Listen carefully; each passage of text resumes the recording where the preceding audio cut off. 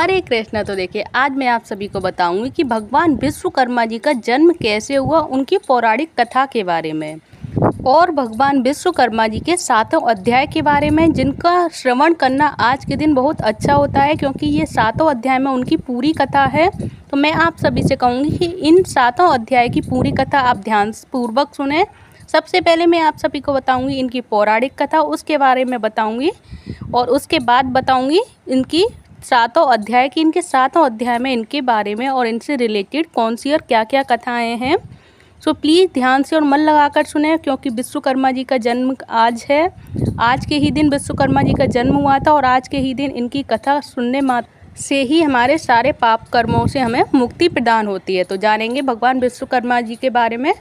तो आश्विन मास के कृष्ण पक्ष की चतुर्थी तिथि को ऋषि विश्वकर्मा जी की पूजा की जाती है क्योंकि आज ही इनका जन्मदिन होता है और विश्वकर्मा जयंती भी आज के ही दिन मनाई जाती है।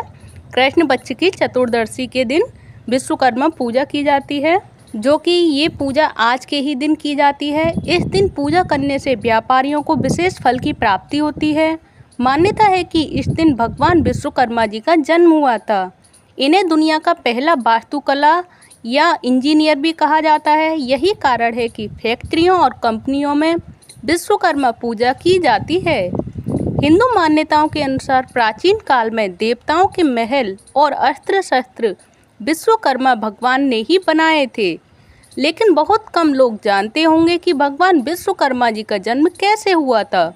इस लेख में और इस वीडियो में मैं आप सभी को यही बताने जा रही हूँ कि विश्वकर्मा जी का जन्म कैसे हुआ था। तो पौराणिक कथाओं के अनुसार जब सृष्टि अपने प्रारंभ में थी तब भगवान विष्णु प्रकट हुए थे। वो क्षीर सागर में शेष शैया पर सो रहे थे और भगवान विष्णु जी की नाभि से कमल निकला था। इसी कमल से ब्रह्मा जी के, जिनके 4 मुख हैं, वे प्रकट हुए थे। ब्रह्मा जी के पुत्र का नाम वासुदेव था। वासुदेव धर्म की वस्तु नामक स्त्री से जन्मे 7वें पुत्र थे। इनकी पत्नी का नाम अंगिरसी था। इन्हीं से वासुदेव का पुत्र हुआ, जिनका नाम रखा गया ऋषि विश्वकर्मा था। इनका ही नाम था विश्वकर्मा जी। मान्यता है कि अपने पिता वासुदेव की तरह ही ऋषि विश्वकर्मा भी वास्तुकला के आचार्य बने। भगवान विश्वकर्मा अपने पिता की ही तरह वास्तुकला के महान विद्वान बने। कहा जाता है कि भगवान विश्वकर्मा ने ही विष्णु जी का सुदर्शन चक्र, शिव जी का त्रिशूल, भगवान कृष्ण की द्वारका नगरी, पांडवों की इंद्रप्रस्थ नगरी, पुष्पक विमान, इंद्र का वज्र और सोने की लंका बनाई थी। लंका में सोने के महल का ही निर्माण शिव जी के लिए भी इन्होंने ही किया था। ऐसा कहा जाता है कि महल की पूजा के दौरान रावण ने इसे दक्षिणा के रूप में ले लिया था और तभी से भगवान विश्वकर्मा जी द्वारा बनाई हुई लंका नगरी में रावण रहने लगा था। ये रही देखिए विश्वकर्मा जी से रिलेटेड कहानी। अब मैं सुनाऊंगी इनके 7 अध्याय की। इनके 7 अध्याय में कौन सी कथा है, तो चलिए अब जानते हैं भगवान विश्वकर्मा जी का प्रथम अध्याय। तो एक समय अनेक ऋषिगण धर्म क्षेत्र में एकत्र हुए और वहाँ धर्म के तत्व जानने वाले सूत जी से ऋषि कहने लगे, हे पुराण के मर्मज्ञ महात्मने, आप हमारे ऊपर अत्यंत कृपा करके हमारे इस अचानक उत्पन्न हुए संशय का नाश कीजिए। हमने सर्वव्यापक विष्णु के अनेक रूप सुने हैं, उनमें से कौन सा रूप सर्वश्रेष्ठ है। तो उन्होंने कहा, हे महात्मनो, तुमने संसार के कल्याण के लिए यह सर्व सुख और काम करने वाला बड़ा अच्छा सुंदर प्रश्न किया है, जो तुमने यह संसार के हित के लिए प्रश्न किया है। अतएव मैं तुम्हारे लिए सब जगत पालक परम पूज्य भगवान विष्णु के महाअद्भुत रूप का वर्णन करूँगा। हे तपस्वियों, उस महात्मा के अनंत रूप हैं, उनमें जो अनंत श्रेष्ठ है उस रूप को अंदर से सुनो। उस दिव्य रूप के स्मरण मात्र से ही महापाप की मनुष्य भी पाप से छूट जाते हैं, इसमें संशय नहीं है। इस ही प्रश्न को संसार के कल्याण के लिए क्षीर समुद्र में लक्ष्मी जी ने भगवान विष्णु से एक बार पूछा था। लक्ष्मी जी कहने लगी, हे जगन्नाथ, आपके महान अनेकों रूपों को भक्त मनुष्य भक्ति युक्त होकर पृथ्वी पर पूछते रहते हैं। हे प्रिय, क्या ये रूप सब समान ही हैं या उनमें गौड़ और मुख्य किसी रूप का किसी प्रकार का भेद है?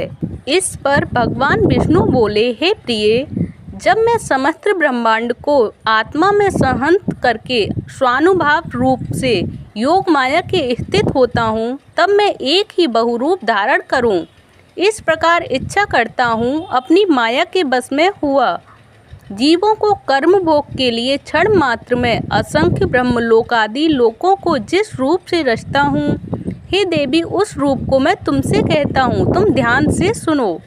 हे देवी, मैं यहाँ अद्भुत सब और तेज से व्याप्त अनेक सूर्यों की तरह चमक से अधिक चमकने वाले विश्वकर्मा रूप को धारण करता हूँ और उनके अनंतर मनुष्य सृष्टि करने की कामना करता हुआ सर्वप्रथम पुण्यात्मा तपस्वी ब्रह्म को रचता हूँ। उस ब्रह्मा की स्तुति, यज्ञ और गान के प्रतिपादक करने वाले ऋग, यजु और साम वेद अच्छे प्रकार उपदेश देता हूँ। इसी प्रकार शिल्प विद्या प्रतिपादक अथर्व वेद भी ब्रह्मा को प्रदान करता हूँ। यह वही वेद है जिससे शिल्पी लोगों ने शिल्प निकालकर अनेक वस्तुओं की रचना की है। हे देवी, मेरे अनेक रूपों में यह विश्वकर्मा रूप मुख्य है। यही रूप है जिससे सारी सृष्टि क्षण मात्र में उत्पन्न होती है। इस विश्वकर्मा रूप परमात्मा के अद्भुत रूप का जो क्षण मात्र भी ध्यान करता है, उसके समस्त विघ्न नष्ट हो जाते हैं। जो शिल्पी श्री विश्वकर्मा जी के प्रज्वल दिव्य रूप का ध्यान से चिंतन करता है, उसके समस्त दुख विशीर्ण हो जाते हैं। श्री विश्वकर्मा संहिता गण में शक्ति खंड विश्वकर्मा जी का महात्मा का ये पहला अध्याय यहीं तक है। अब मैं आप सभी को सुनाऊंगी विश्वकर्मा जी का दूसरा अध्याय। तो चलिए दूसरा अध्याय स्टार्ट करते हैं। तो सूत जी कहने लगे कि हे ऋषियों, इस प्रकार लक्ष्मी जी को अपने दिव्य रूप का वर्णन करके त्रिलोकपति भगवान विष्णु चुप हो गए। ऋषि बोले, सर्वधर्म के जानने वाले महाराज सूत जी, आपने यह दिव्य लक्ष्मी और भगवान विष्णु का दिव्य संवाद कैसे जाना? यह भगवान विष्णु को दिव्य विश्वकर्मा रूप किस प्रकार संसार में प्रसिद्धि को प्राप्त हुआ और कैसे संसार ने इस रूप को जाना? सूत जी बोले, हे मुनियों सुनो, जिस प्रकार मनुष्यों को कामना का देने वाला यह समाचार मेरे कर्ण गोचर हैं। एक महर्षि अंगिरा नाम वाले हुए थे, जिन्होंने हिमालय पर्वत के समीप गंगा तट पर बड़ा भारी तप किया था। वर्षा ऋतु में वे आचरण रहित स्थान में, शीतकाल में शीतल जल में, ग्रीष्म काल में धूप में बैठकर वह अंगिरा मुनि तप करने लगे। तप करते करते भी उन ऋषि का मन सुखी नहीं था और इधर उधर इस प्रकार दौड़ता था कि जैसे मृग इधर उधर भागता है। तभी उस समय अचानक आकाशवाणी हुई कि हे तपोधन, तू वृथा श्रम करता है, लक्ष्य से च्युत हुआ बाण कैसे अपने लक्ष्य को भेद सकता है? वही तेरी गति हो गई है और तू लोक में उपवास को प्राप्त हो रहा है। उत्पत्ति स्थिति संहार का करने वाला, सबको अभिष्ट का सिद्ध करता महातेजस्वी विश्वकर्मा संसार में प्रसिद्ध है। उसका 5 मुख और 10 मुख वाला महादिव्य रूप सरस्वती और लक्ष्मी से पूजित है। उसका तू दिन रात ध्यान कर, इस रूप का स्वयं हरि ने क्षीर समुद्र में उपदेश दिया है। आज भी उनके ध्यान से मेरे रोमांच खड़े हो जाते हैं। अमावस्या के दिन सब कामों को छोड़कर व्रत का आचरण कर और उसी दिन विधि पूर्वक विश्वकर्मा जी की पूजा कर। इस प्रकार आकाश को गूंजा देने वाली वाणी को सुनकर अंगिरा मुनि बड़े विस्मय हो को प्राप्त हुए और भगवान का ध्यान करने लगे। श्री विश्वकर्मा जी का ध्यान करते समय उनके चित्त में शिल्प ज्ञान का धारक अर्थ सहित अथर्ववेद प्रविष्ट हुआ। उन तत्वज्ञ अंगिरा मुनि ने विमान रचना आदि की अनेक शिल्प विद्याओं का रस अथर्ववेद के ज्ञान से आविर्भाव किया।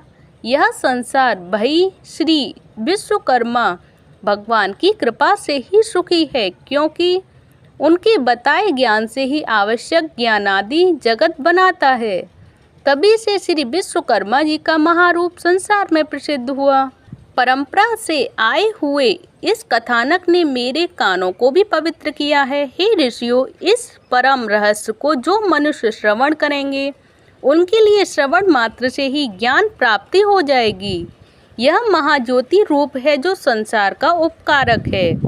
वह मनुष्य कृतघ्न और पापी है जो इस रूप का ध्यान नहीं करता है।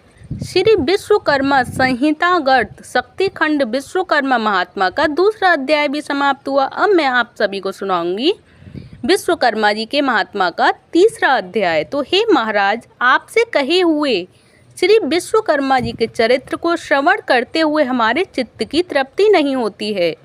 ऐसे अमृत के पान करने से देवताओं की तृप्ति नहीं होती है। अब भी श्री विश्वकर्मा जी के सच्चरित्र के श्रवण की इच्छा इस प्रकार बढ़ती जा रही है जैसे हवा से बार बार अग्नि बढ़ती है। सूत जी कहने लगे, हे मुनि श्रेष्ठों, एकाग्र मन से तुम सभी मुनियों, एकाग्र मन से तुम जगत पूंज सच्चिदानंद स्वरूप श्री विश्वकर्मा जी का दिव्य आख्यान सुनो। प्राचीन काल में एक प्रमंगल नाम का राजा हुआ जो अपनी प्रजा को संतान से समान पालता था और सर्व धर्म कामों में बिल्कुल प्रमाद नहीं किया करता था। वह अपनी प्रजा का स्नेह से शासन किया करता था और कभी भी अपनी प्रजा को दंड से प्रजा का दमन नहीं करता था। दरिद्रता से आक्रांत हुए मनुष्य मेरे शासन मानेंगे, यह उनकी नीति नहीं थी। अतएव वह राजा सदा प्रजा की वृद्धि के लिए यत्न करता था। उसका राजा और राज्य कृतघ्न और दुष्टों के अभाव के कारण सुखी था। उस राजा की कमल के समान नेत्र वाली साक्षात सती के समान सती, विदुषी, धर्म कर्म व्रत परायण कमला नाम भार्या थी। कभी देवयोग से उस राजा के शरीर में दारुण कुष्ठ रोग उत्पन्न हो गया। बार बार चिकित्सा किया हुआ भी वह रोग स्वरूप भी शांत न हुआ। उस रोग की पीड़ा से पीड़ित राजा बड़ा व्याकुल होने लगा। ऋषि कहने लगे कि हे सुदर्शन सूत, यह पाप रोग धर्म से पृथ्वी पालन करने वाले महात्मा को कैसे हुआ? यदि इस प्रकार धर्मात्माओं को भी रोग उत्पन्न हो जाता है तो फिर धर्म कर्म में कौन विश्वास करेगा? तो सूत जी कहने लगे, हे ऋषियों, उस राजा ने पूर्व जन्म में स्वार्थार्थ होकर यह उपदेश दिया था कि यह संसार अनादि है, इसका कर्ता कोई विश्वकर्मा नहीं है। यह इस कारण लोगों को वंचित करता फिरता था और नास्तिक मत का प्रचारक था। आप जानते हो, यदि कर्मों के फल का देने वाला विश्वकर्मा परमात्मा न हो तो उपकार का कर्ता उपकृत मनुष्य द्वारा मृत्यु के अनंतर के दिए आशीर्वादों से उत्पन्न पुण्य फल को कैसे प्राप्त कर सकता है? जब परोपकारी को अपने पुण्य का फल मिल ही नहीं सकेगा तो कोई क्यों किसी का उपकार करेगा, और जब कोई किसी का उपकार ही नहीं करेगा तो संसार का उच्छेद यानी नाश हो जाएगा। इसीलिए नास्तिक पाखंडी की दुर्दशा अवश्य होती है। अनेक जन्मों के पाप पुण्य कर्म एक जन्म में ही उसका फल नहीं देते हैं, अतः उस जन्म से यह फल प्राप्त होता है, इसमें कोई आश्चर्य नहीं है। अब मैं तुमसे आगे की कथा कहता हूँ, ध्यान से सुनो।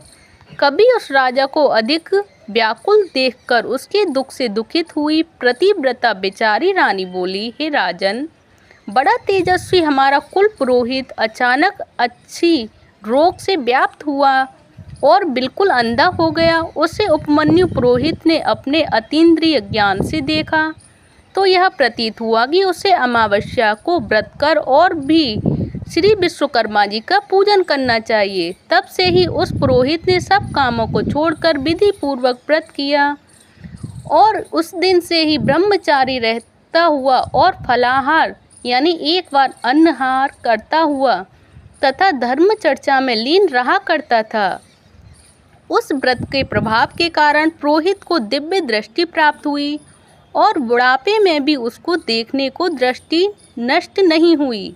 हे महाराज, मैं दीनता के साथ प्रार्थना करती हूँ कि आप भी दीन पालक श्री विश्वकर्मा जी की शरण में जाइए, जिससे इस दुख से छुटकारा मिले। राजा बोले, हे प्रिय, तुमने ठीक कहा है। इसको सुनकर मेरा चित्त बहुत प्रफुल्लित हो रहा है और मुझे निश्चय हो रहा है कि भगवान श्री विश्वकर्मा के व्रत से रोग को अवश्य मुझे निवृत्ति मिल जाएगी, क्योंकि किसी भी कार्य की सिद्धि को चित्तोत्साह प्रथम ही कह दिया गया है और सूत जी कहने लगे कि उस दिन से लेकर वह राजा प्रतिदिन श्री विश्वकर्मा जी का पूजन और वंदन करके भोजन करने लगा। अमावस्या के दिन सब कामों को छोड़कर व्रत विश्वकर्मा जी का पूजन और व्रत करना चाहिए। और श्री विश्वकर्मा संहितागर षष्ठी खंड विश्वकर्मा महात्मा का तीसरा अध्याय भी समाप्त हुआ। अब आएंगे चौथे अध्याय की तरफ कि चौथे अध्याय में क्या है। तो सूत जी कहने लगे, हे मुनियों, मैंने तुमको भी श्री विश्वकर्मा जी के अद्भुत चरितामृत का पान कराया है। अब आगे जगत को विस्मय करने वाले चरित्र का वर्णन करता हूँ। जगत में धर्म के व्यवहार से चलने वाले संतोष कोई इफ्तिकार और उसकी पत्नी वाराणसीपुरी में रहते थे। अपने कर्म में कुशल बुद्धिमान वह इफ्तिकार बड़ा व्याकुल हुआ। अपने पर्याप्त निर्वाह के योग्य वृष्टि की खोज में दिन रात लगा रहता था। इस प्रकार लालच में पड़ा और सतत प्रयत्न करने के बाद भी कठिनाई से भोजन और आच्छादन ही प्राप्त कर सकता था। उस इफ्तिकार की स्त्री पुत्र न होने के कारण नित्य सोच करती रहती थी कि मालूम नहीं बुढ़ापे में कैसे निर्वाह होगा। इस प्रकार चिंतातुर वह स्त्री की इच्छा से मंदिरों में महंतों के पास व्याकुल होकर मंत्र तंत्र आदि से पुत्र के अर्थ घूमने लगी। दाढ़ी मूछ जिनके मुख पर बढ़ रही है, ऐसे में ऐसे आडंबर म्लेच्छों फक्कड़ों के निकट भी वह दिन रात दौड़ती फिरती थी, परंतु उसकी कामना कभी भी सिद्ध नहीं होती थी। काश कुश यमुना की बालू में जल के भ्रम से दौड़ती मृगी की तरह उसकी दशा हो रही थी। कोई ठग मयूर पिच्छों की बनी हुई मोर छल के छाड़े से उसको बहकाता था और कोई भोजपत्र पर जंतर लिखकर उसको भुलवा देता था। कोई धूर्त उसको कहता था कि मेरी देह में अमुक देवता आता है, वह प्रसन्न हो तेरे लिए वर प्रदान करेगा, यह कहकर श्वेत भस्म देकर घर भेज देता था। इस प्रकार शोचित दशा को प्राप्त हुए वे दोनों स्त्री पुरुष बड़े दुखी थे। उनको दुखी देखकर एक पड़ोसी ब्राह्मण बोला, हे रथकार, तू क्यों इधर उधर भटकता फिरता है? मेरी बुद्धि में तू सब तरह से मूर्ख प्रतीत होता है। तू व्रता ही शिखा और यज्ञोपवीत धारण करता है और तेरी भार्या भी बिल्कुल मूर्ख है, इसमें कोई संदेह नहीं। इन मिथ्या उपायों से संतान उत्पन्न नहीं हुआ करती और ना ही धन मिलता है और न कुछ भी सुख प्राप्त होता है। यह तो व्यर्थ ही भाग दौड़ है। वे मनुष्य अज्ञानी हैं जो इस प्रकार व्यर्थ के उद्योगों से अपने मनोरथ सिद्ध करना चाहते हैं। कहीं व्यर्थ उद्योगों करने पर भी मनोरथ सिद्ध हुए हैं। इस मनुष्यों से अधिक वे मूर्ख हैं जो म्लेच्छों की फूंक की अग्नि ज्वाला से अपनी संतान का जीवन होना समझते हैं। म्लेच्छों की फूंक से दग्ध हुआ कुमाता के पुत्रों की फिर धर्मशास्त्र के अनुकूल उत्तम बुद्धि उत्पन्न नहीं हो सकती है। इसलिए तो सब वृथा के उपायों को छोड़ दे और केवल दयालु श्री विश्वकर्मा जी की शरण को प्राप्त हो। हे श्रेष्ठ पुरुष, विश्वकर्मा की कृपा से तेरी अवश्य सिद्धि होगी और समस्त दुखों के नाश करने में श्री विश्वकर्मा के अतिरिक्त अन्य कोई भी समर्थ नहीं है।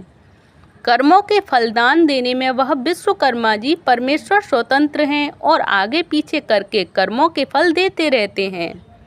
यदि तेरी यह दुर्दशा अपने बुरे कर्मों के फल से हो रही है तो यह विश्वकर्मा रूप ईश्वर अन्य योनियों में भी फल दे सकता है, क्योंकि वह सर्वशक्तिमान है। ईश्वर कर्मों के फलस्वरूप सुख दुख देता है और इस सुख और दुख के साधन हेतु उसके पास बहुत कुछ है। उसके पास पाप केवल दुख देने के लिए निर्धन या निसंतान बना देता ही साधन है। इसीलिए तू सब कामों को छोड़ दे और अमावस्या को व्रत कर जितेंद्रिय रहकर भक्ति से विश्वकर्मा भगवान का श्रवण किया कर। जितना हो सके उतना दान, अध्ययन, परोपकार के कार्य आदि करता रह। इस प्रकार ब्राह्मण के वचनों को सुनकर उस इफ्तिकार के लोचन खुल गए। उस परोपकारी ब्राह्मण के चरणों को देर तक स्पर्श करके वह रत कर श्री विश्वकर्मा जी का ध्यान करता हुआ अपने घर को चला गया। उस दिन से लेकर वह धर्मात्मा रथकार श्री विश्वकर्मा जी के चरण कमलों की शक्ति से लीन रहने लगा। उस रथकार की उत्तम स्त्री भी सब मिथ्या उपायों को छोड़कर श्री विश्वकर्मा जी के उत्तम गुणों में भक्ति करने लगी।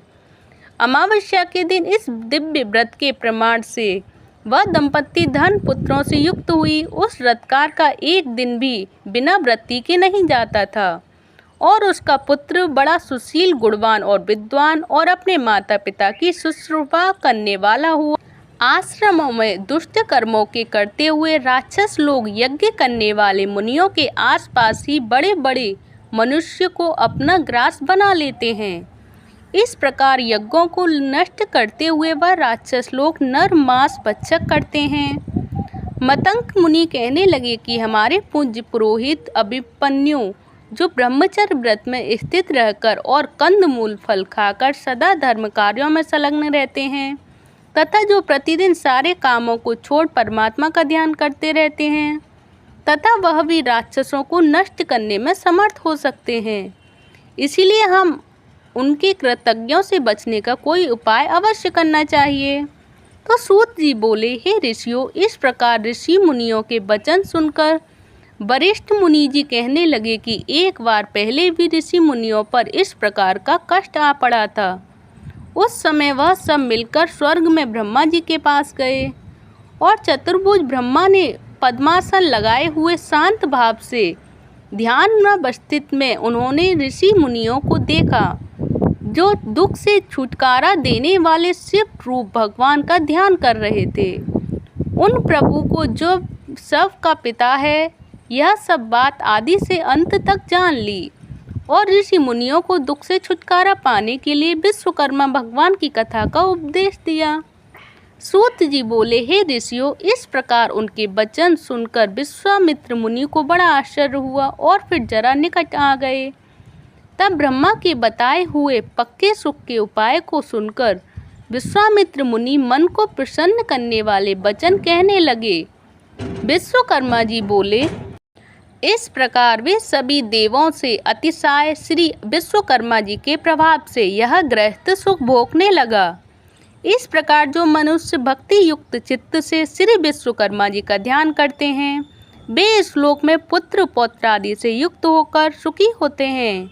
श्री विष्णु विश्वकर्मा संहितार्गत सृष्टि खंड विश्वकर्मा महात्मा का चौथा अध्याय समाप्त हुआ। अब मैं आप सभी को सुनाऊंगी विश्वकर्मा महात्मा का पंचम अध्याय की 5वां अध्याय कौन सा है। तो ऋषियों ने कहा, हे सूत जी, विश्वकर्मा भगवान के जिन चरणों की पूजा देवता भी करते हैं, आनंदमयी चरित्र को थोड़े से शब्दों में सुनकर हमारी इच्छा और भी बढ़ गई है। जिस प्रकार हवि से अग्नि प्रचंड होती है, ठीक उसी प्रकार ज्यों ज्यों हम विश्वकर्मा भगवान का चरित्र सुनते हैं, त्यों त्यों उनकी सुनने की इच्छा और भी बढ़ती जाती है।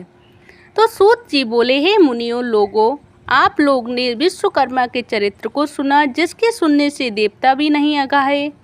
एक बार नैमिषारण्य में मुनि और सन्यासी लोग एकत्र हुए और अपने अमिष्ट की प्राप्ति के लिए एक सभा की।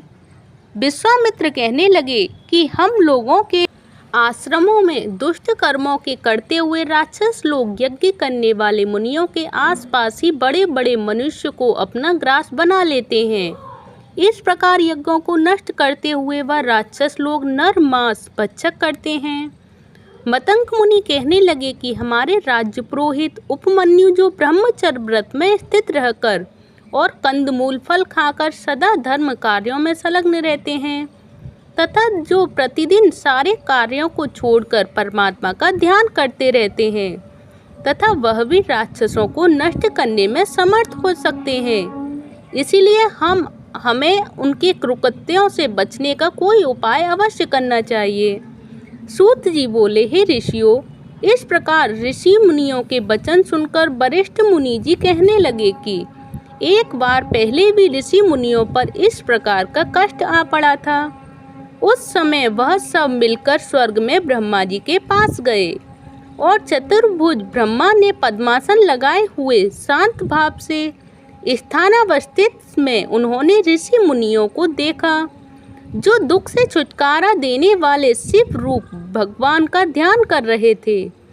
उन प्रभु जो सबका पिता है, यह सब बात आदि से अंत तक जान ली और ऋषि मुनियों को दुख से छुटकारा पाने के लिए विश्वकर्मा भगवान की कथा का उपदेश दिया। सूत जी बोले, हे ऋषियों, इस प्रकार उनके वचन सुनकर विश्वामित्र मुनि को बड़ा आश्चर्य हुआ और वह जरा निकट आ गए। तब ब्रह्मा जी के बताए हुए और पक्के सुख के उपाय को सुनकर विश्वामित्र मुनि मन को प्रसन्न करने वाले वचन कहने लगे। विश्वकर्मा मुनि बोले कि हे मुनि लोगों, आप लोग वशिष्ठ जी के कथन को सुनो।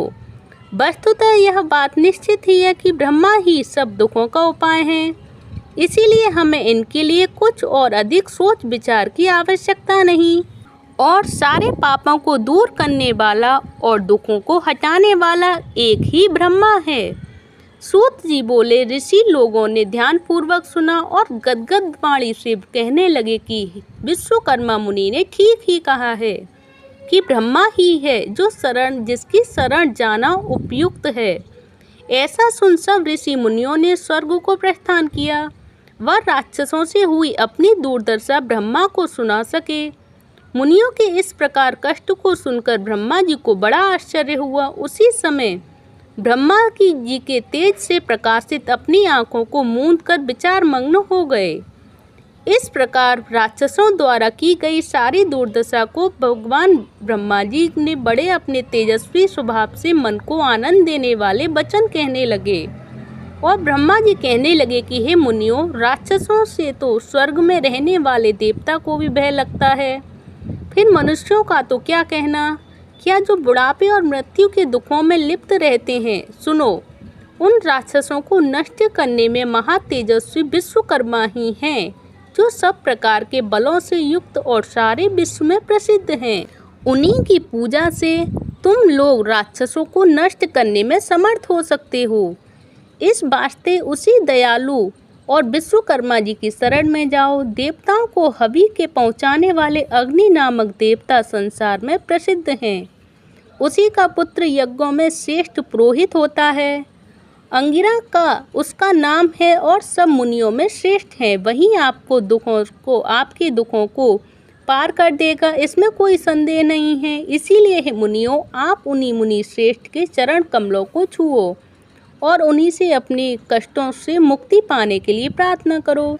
सूत जी बोले कि हे ब्रह्मा जी के कथन के अनुसार ऋषियों ने सब यज्ञ अनुष्ठान आदि किए और अंगिरा ऋषि के वचनों को सुनने के लिए उत्सुक हुए। अंगिरा ऋषि कहने लगे कि हे मुनियों, तुम लोग क्यों इधर उधर मारे मारे फिरते हो। दुखों को काटने में विश्वकर्मा जी के अतिरिक्त और कोई भी समर्थ नहीं। इसीलिए तुम्हें चाहिए कि तुम जितेंद्रिय रहते हुए अमावस्या के दिन अपने साधारण कर्मों को रोककर भक्ति पूर्वक विश्वकर्मा जी की कथा सुनो, जिसके सुनने मात्र से जन्म जन्मांतर के पाप नष्ट हो जाते हैं। मुनि लोग ब्रह्मचार्य व्रत में स्थित हो विश्वकर्मा देव की पूजा व्रत द्वारा ध्यान करते हुए सब प्रकार के सुखों को प्राप्त करते हैं। सूत जी कहने लगे कि हे मुनि लोग, इस प्रकार महर्षि अंगिरा के वचनों को सुनकर अपने अपने आश्रमों को चले गए सभी ऋषि और यज्ञ में विश्वकर्मा देव का पूजन किया, जिसका परिणाम यह हुआ कि उनकी पूजा से सारे राक्षस भस्म हो गए और यज्ञ विघ्नों से रहित हो तथा नाना प्रकार के सुखों से संपन्न हो गए। जो मनुष्य भक्ति पूर्वक विश्वकर्मा जी को चिंतन करता है और सुखों को प्राप्त करता हुआ सारे बड़े पद को प्राप्त करता है। तो ये रही विश्वकर्मा जी का 5वां अध्याय। अब मैं आप सभी को सुनाऊंगी विश्वकर्मा संहिता का 6वां अध्याय। तो सुनिए। सूत जी बोले, हे मुनियों, मैं आपसे सब लोकों में विख्यात श्री विश्वकर्मा का महात्मा फिर कहता हूँ, तुम ध्यान से सुनो। उज्जैन नगरी में एक सर्वश्रेष्ठ धर्म तत्पर उदार धनंजय नामक सेठ था। उस सेठ का कोष लाल मोती हीरे जवाहरातों से ऐसा भरा था जैसे कुबेर का भंडार भरा हो। विवाह व्यवहार अभियोग रोग संकट में प्रत्येक मनुष्य उसके धन का उपयोग किया करता था और उपकार में लगे हुए इस सेठ का धन छीड़ हो गया और वह ऐसा दुख पाने लगा कि वह बहुत दुखी हो गया और सारे दुखों का कारण वह इसी उपकार को मानने लगा। तो इसका प्रचंड और वह दुख पाने लगा जैसे कीचड़ में फंसा हुआ हाथी दुखी होता है। उस सेठ की यह प्रबल आशा थी कि पूर्व उपकार किए मेरे मित्र मेरी अवश्य सहायता करेंगे, परंतु उसकी आशा व्यर्थ हुई और उस कृतज्ञ मित्रों में कोई भी उसके उपकार के लिए सामने नहीं आया। उसके मित्र क्षण मात्र में शत्रु हो गए और वे उपकृत मित्र ही सर्वप्रथम उस श्रेष्ठ की निंदा करने लगे। उससे वे पुराने मित्र अपनी दृष्टियों को छिपा छिपा कर निकल जाते थे। बात तो यह है कि स्वार्थी मित्र विपत्ति में साथी नहीं हुआ करते हैं। इस नीच वृत्ति से उस धनंजय सेठ को एक बारगी की संसार से विरक्ति और मनुष्य से घृणा उत्पन्न हो गई। वह अपने नगर को छोड़कर और कृतघ्नों के मुख पर थूककर वन को चला गया और कंद मूल फल आदि से प्रयत्न पूर्वक अपनी वृत्ति करता था और मनुष्य मात्र को देखकर दूर भाग जाता था। एक बार घूमते हुए सेठ ने पर्वत की गुफा में पद्मासन बांधे शांत लोगों से व्याप्त लोमस मुनि को देखा। उस धनंजय ने उस मुनि को कोसों से व्याप्त देखकर पशु समझा और कौतूहल तमाशा की स्थिति से इच्छा से उसके पास अच्छी तरह बैठ गया। मुनि के पास बैठकर धनंजय से पूछा, हे महात्मन, कुशल तो हो, कहाँ से पधारे हो? उस धनंजय ने इस पशु को मनुष्य के समान बोलता देखकर बड़ा अचंभा किया और प्रारंभ से अपना सारा वृत्तांत उस महर्षि को सुना दिया। यह सुनकर मुनि श्रेष्ठ धनंजय से बोला, यदि तुझे पापी कृतघ्नों से घृणा है तो तू कैसे विश्वकर्मा से विमुख हो रहा है? हे श्रेष्ठिन, सब सुखों की भोगने की शक्ति वाले तुझको उसी विश्वकर्मा ने बनाया है। वह विश्वकर्मा को भूल जाने से कैसे सुख मिल सकता है? नास्तिक कृतघ्न उपकार को तब तक ही भूलता है जब तक वह प्रथम परमेश्वर को भूल जाता है। इसीलिए तू अद्भुत शक्ति वाले विश्वकर्मा जी की शरण को प्राप्त कर। ऊर्ध्व मूल जगत के कारण उस विश्वकर्मा के नाना रूप हैं। कोई रूप द्विबाहु और कोई चतुर्बाहु और कोई 10 बाहु का है। इस प्रकार एक मुख, चतुर्मुख और पंचमुख के रूप हैं। मनु वह त्वष्टा, शिल्पी और देवज्ञ से विश्वकर्मा के साकार रूप के पुत्र हैं। सेतु बंद के समय श्री भगवान रामचंद्र जी ने भी श्री विश्वकर्मा जी का पूजन किया था। श्री कृष्णचंद्र ने द्वारका रचना के समय श्री विश्वकर्मा की पूजा की है। इसी से वे द्वारका जैसी सुंदर पुरी की रचना कर सके हैं। हे धनंजय, तू भी श्री विश्वकर्मा जी का पूजन और वंदन कर। इस प्रकार सब दुखों से छूटकर सब सिद्धि प्राप्त करेगा। इस प्रकार उस लोमस ऋषि का उपदेश सुनकर उस श्रेष्ठी का बड़ा संतोष मिला और दिन भर से लेकर वह श्री विश्वकर्मा जी का भक्त हो गया। उन श्री विश्वकर्मा जी के पूजन से उसके समस्त पाप दुक्त हो गए और अंत में देवता बनकर सुख स्वर्ग भोगने लगा और मनुष्य भक्ति युक्त चित्त से श्री विश्वकर्मा जी का ध्यान करता है, वह सुखी होकर क्षय विश्वकर्मा जी के चरण कमलों की भक्ति प्राप्त करता है। श्री विश्वकर्मा जी का यश बड़ा ही पवित्र, जिसको सुनने और सुनाने मात्र से मनुष्य जो सुनता है वह पृथ्वी पर सब सुखों को प्राप्त करके अंत में श्री विश्वकर्मा जी के शाश्वत पद को प्राप्त करता है। तो ये रहा विश्वकर्मा जी का 6वां महात्मा अध्याय। अब मैं आप सभी को सुनाऊंगी 7वां अध्याय विश्वकर्मा महात्मा का। 7वां अध्याय प्लीज ध्यान से सुनिएगा। 7वां अध्याय और ये भगवान विश्वकर्मा जी का अंतिम और आखिरी अध्याय है। तो ऋषि कहने लगे, भगवान विश्वकर्मा की पवित्र कथाओं को श्रवण कर हमको बड़ी श्रद्धा उत्पन्न हुई है। अब आगे और सुनना चाहते हैं तो चित्त में उद्वेग होने पर क्या करना चाहिए?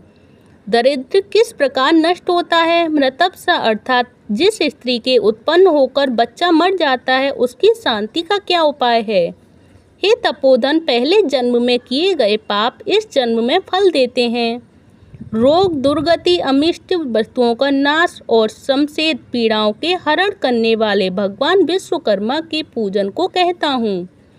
दूध पीने वाले छोटे बालकों तथा तरुण बालकों का मरना, मृत बत्सा स्त्री का शांति के लिए और चित्त का वैकल्प दूर करने के लिए भगवान विश्वकर्मा का पूजन करना चाहिए। प्राचीन काल में रथंतर कल्प में एक दंतवाहन नाम का राजा हुआ। वह सूर्य के समान प्रभावशाली लोगों में प्रसिद्ध था। उसी का कृतवीर्य नाम का एक प्रतापी पुत्र हुआ जो 7 द्वीपों पर्यंत पृथ्वी की शासन किया करता था। उस राजा के 11 पुत्र पूर्व जन्म में किए पाप के बस पैदा होते ही नष्ट हो गए। तब तो रानी शोक करती हुई पृथ्वी पर पछाड़े खाती हुई रुदन करने लगी और राजा से बोली कि मैं अपने यौवन को नष्ट करके पुत्रहीन कैसे धैर्य धारण करूं। तब राजा अपनी स्त्री को संतोष दिलाकर गुरु के घर गया और प्रणाम कर बोला, हे भगवान, मेरे पुत्र होकर मर जाते हैं, यह किस देन की मुझसे अवहेलना होती है सो कहिए। क्योंकि दिन रात उत्पन्न हुए पुत्रों को याद करके रानी बहुत रुदन करती है और धैर्य धारण नहीं करती है। तो गुरुजी बोले, हे राजन, अब बहुत शोक मत करो, तुम्हारे एक वंशम को बढ़ाने वाला चिरंजीवी पुत्र होगा। देवों के देवेश भगवान विश्वकर्मा जी की पूजा करो, उनके प्रसन्न होने पर अवश्य फल सिद्धि होगी। उसकी पूजा के आगे अन्य देवों की पूजा से क्या लाभ। तब राजा ने धर्म से दृढ़ होकर अपनी पत्नी सहित भगवान विश्वकर्मा जी का पूजन किया और वस्त्र आभूषणों से ब्राह्मणों को संतुष्ट किया।